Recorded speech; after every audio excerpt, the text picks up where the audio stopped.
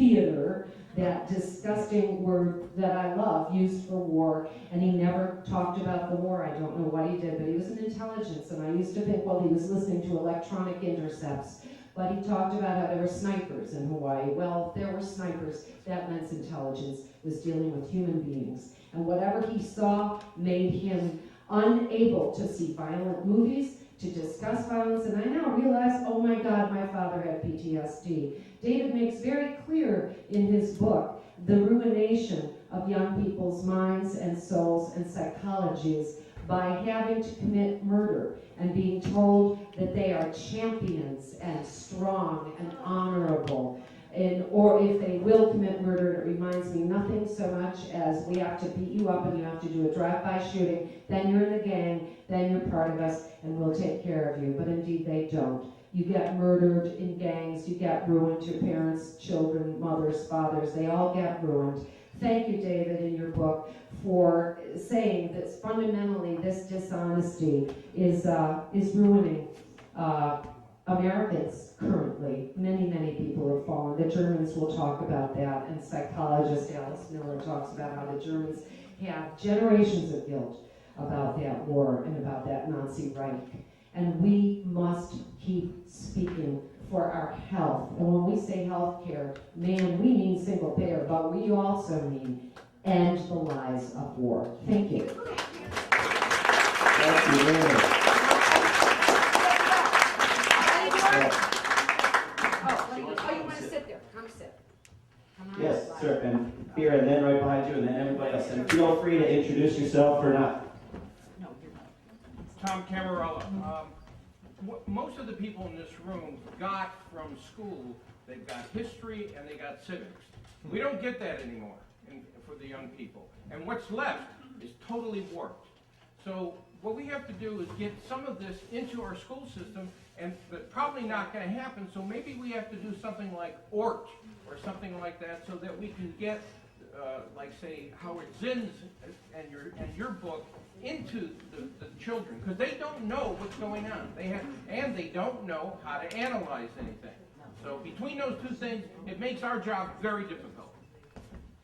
Well, I wrote the book as a tool for groups to take into schools and elsewhere, and there are a lot of counter-recruitment groups with tables in schools that are using the book, and I made it available half price to anybody who wants to do that if you get 10 or more, because I won't make any money off that, but the book will be where it's useful as a tool. There are lots of great books. Howard says books above all, but that's what I'm trying to do. So I agree with you. Just in lieu of that, I go to George Washington University in D.C., where a lot of this is apparent, and we do have great. Hillary Clinton and Robert Gates was just speaking with us, and other speakers, but I think it'd be wonderful to have you come and, as you said, education and having students in D.C. who are very interested in international affairs and any kind of politics. Yay! I would love to. I would love to. Absolutely. Just let me know when. Hi, Paul Bernardson. I want to comment on what Brad was talking about. It's not directly related to war. It's about the broad censorship of the media, mainly for the Telecommunications Act of 1996, which consolidated it. Another really great American journalist that most of us know of in here is Dar Jamail. And Dar, for the past several months, has pretty much based himself with his girlfriend photographer in the Gulf of Mexico. And he's been reporting on, it's like, this isn't directly about war, but I think the handing over of the Gulf of Mexico to British Petroleum is an act of war. And these people are reporting firsthand that as of September, that the Gulf of Mexico was worse than it had ever been during the entire oil spill crisis.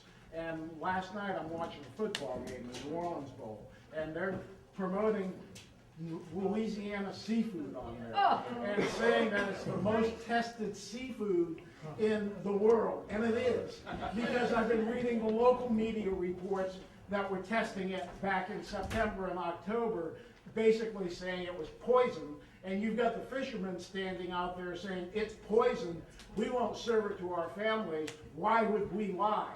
And the only one really reporting on that firsthand that I've seen is George Mail. They're serving it at the White House. Huh? They're serving it at the White House. Yeah. Good, good. Yeah.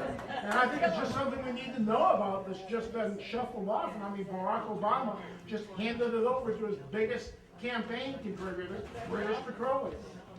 Thank you, and a lot of that reporting is on Jason's website, truthout.org. Yes. And when I do radio shows in the Gulf area from home by telephone, the advertisements you hear are for new medicines to help cure all the diseases created by the Gulf spill. So, yeah, please.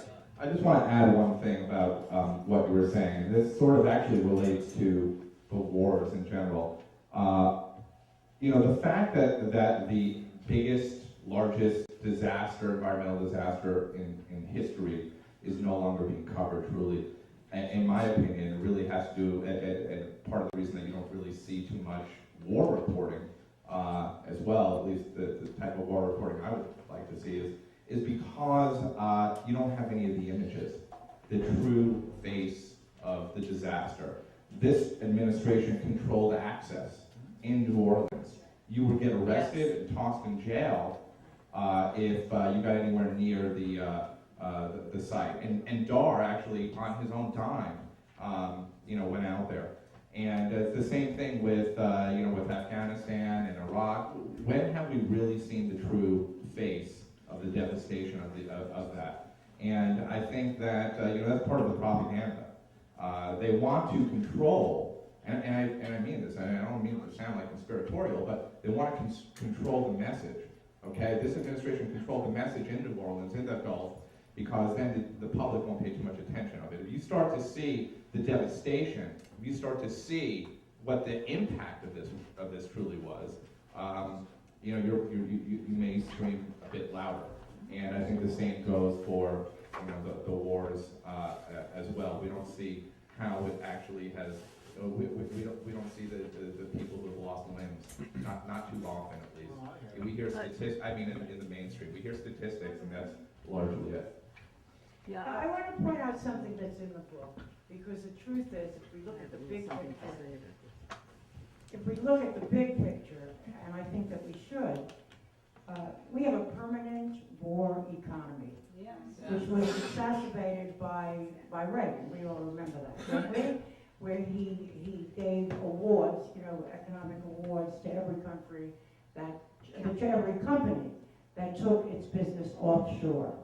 And to this day, the profit that they make for these businesses offshore in Sri Lanka and Indonesia and China and so on are laundered so successfully that we get no taxes from that profit. We get nothing from that profit. I'm talking about IBM, I'm talking about General Electric, I'm talking about General Dynamics.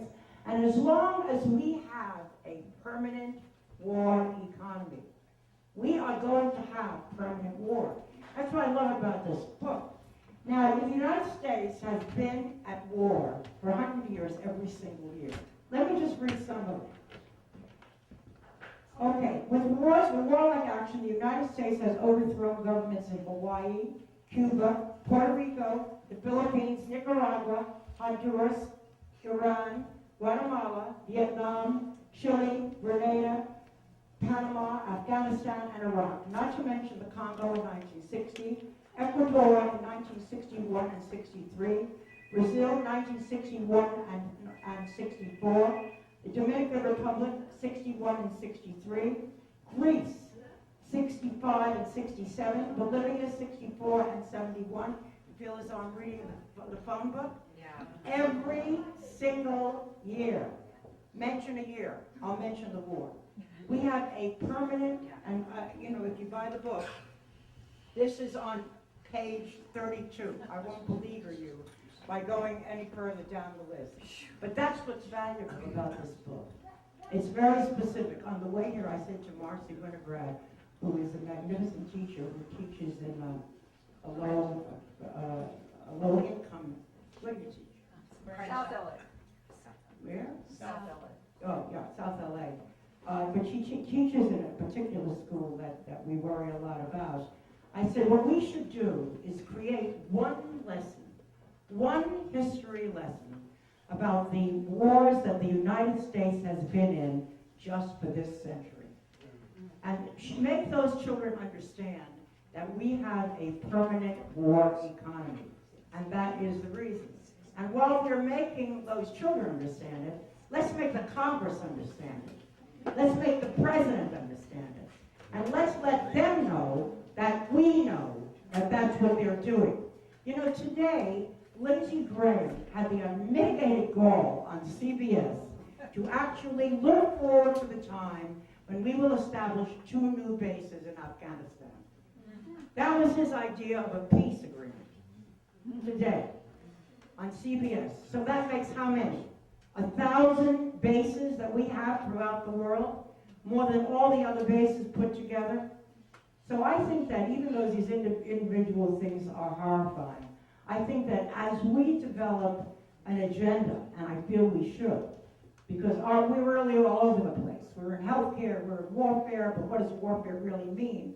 As we develop specific agendas, we should include the specific wars that we have fought for the last 100 years. Could I have a comment? Question? Sure, what's your question? Well, I was just going to recommend that something I'm working on, a peace industrial complex, and that we should move forward with that plan. And the second thing I just wanted to add to something that Jason spoke about, which is I spent 4 years covering the Vietnam War for the New York Times with a focus of the pain on the periphery of the war, and the New York Times actually published those pictures. Very scary, shell-shocked woman, wounded, debilitated people. We never see anything like that coming out of this war. So there is no sense that any of us have of the pain and the suffering on the periphery of the wars that are taking place right now, which are monumental. And I just wanted to add that note.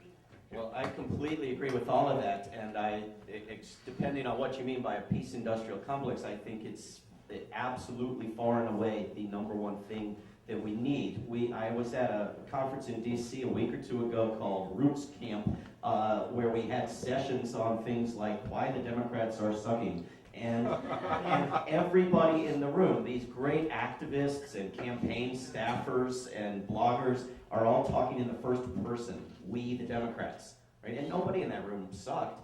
They just make themselves subservient to the Democratic Party. If you had a similar conference, as the Koch brothers like to do, with the corporate front groups and the Chamber of Commerce and Fox News and Gang and the Tea Party, they do not talk about we, the Republican Party. That's for sure. They talk about how do we make everybody worse? How do we move everybody 10 steps to the right? And we don't have that. Some people I'm working with have set up an alternative to the Tea Party called the Job Party. And you can go to jobparty.org and get involved in that. And of course we have good groups that are independent, but they don't include the groups with any money. They don't include the labor movement and so forth. So I guess we'll go by who looks the most angry about not touching it. I'm really angry. We're all saying the war is horrible, and it is. And Brad did mention that we're all responsible. But to me, it's, well, wait a minute, it's about money. Where does the money come from? What is the value of our money? What is it based on? And if we're going to have it based on OPEC can only sell oil with the American dollar, and we're going to have our money based, are we all willing to lose all our money in order to bring the banks down? Because the only way we could have gone forward is to not bail out the banks. WikiLeaks will be doing that in about a month.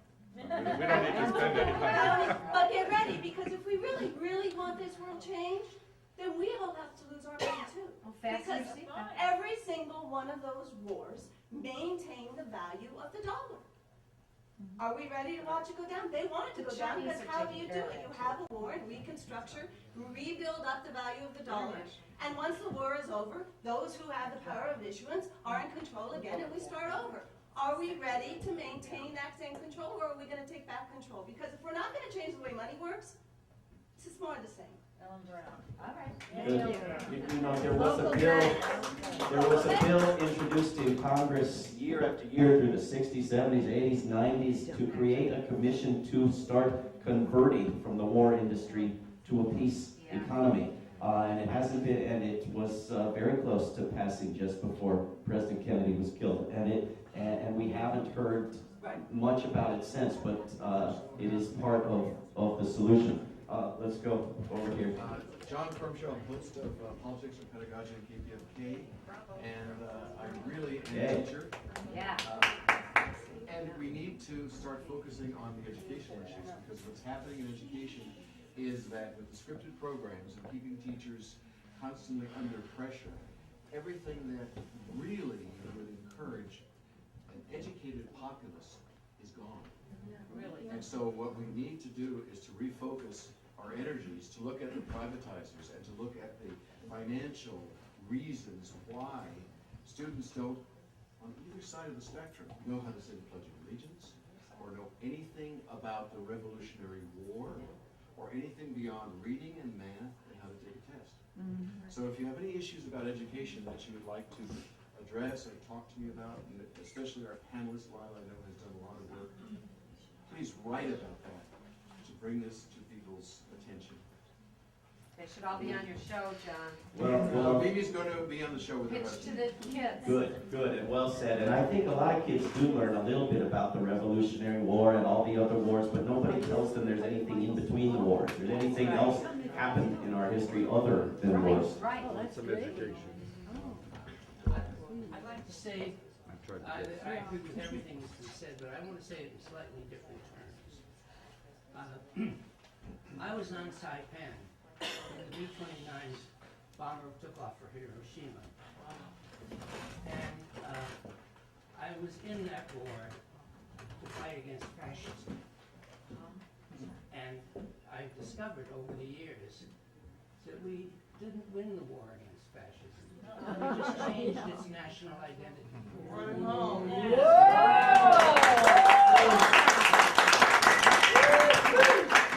I think that's very well said, and I think it was something that could have been observed at the time. That is to say, the Japanese and the Germans had imperial war interests, and so did we.